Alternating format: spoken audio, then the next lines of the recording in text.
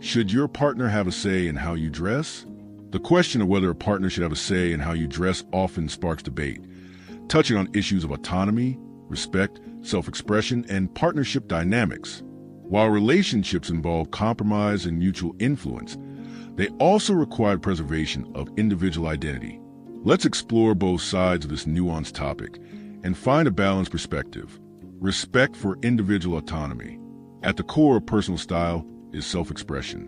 What someone chooses to wear often reflects their personality, culture, mood, or beliefs. Everyone has a right to dress in a way that feels authentic to them without feeling controlled or judged. In a healthy relationship, personal autonomy should be respected. A partner who tries to dictate how the other should dress may be overstepping boundaries and compromising the other's sense of self. Dressing should not become a battleground for control.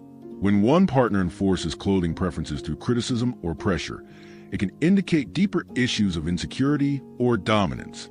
Each person should feel free to express themselves, even if their choices differ from what the other would choose.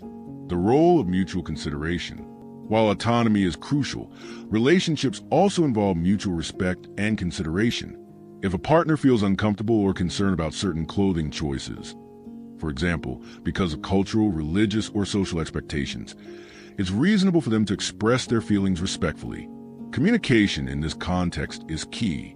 Sharing opinions without imposing them opens a door for understanding rather than conflict. For instance, a partner might express that they feel proud or more connected when their significant other dresses up for certain events, or they may feel that certain outfits could draw unwanted attention in particular settings. In such cases, discussing feelings rather than issuing ultimatums helps preserve mutual respect while acknowledging each other's comfort. Balancing influence and control.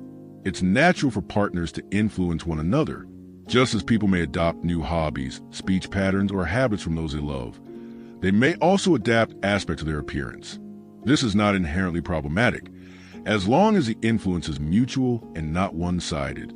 Suggesting an outfit, giving a compliment, or even offering feedback can be part of a healthy dynamic. The line is crossed when influence turns into control. A good measure of a respectful dynamic is whether both partners feel free to say no without fear of conflict or emotional manipulation.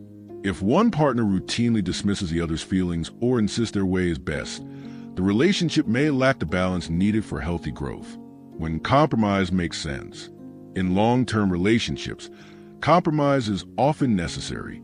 If one partner is dressed in a way that directly impacts shared experiences, for example, dressing inappropriately for a formal event, or consistently ignoring culturally important dress codes, then open conversation becomes important.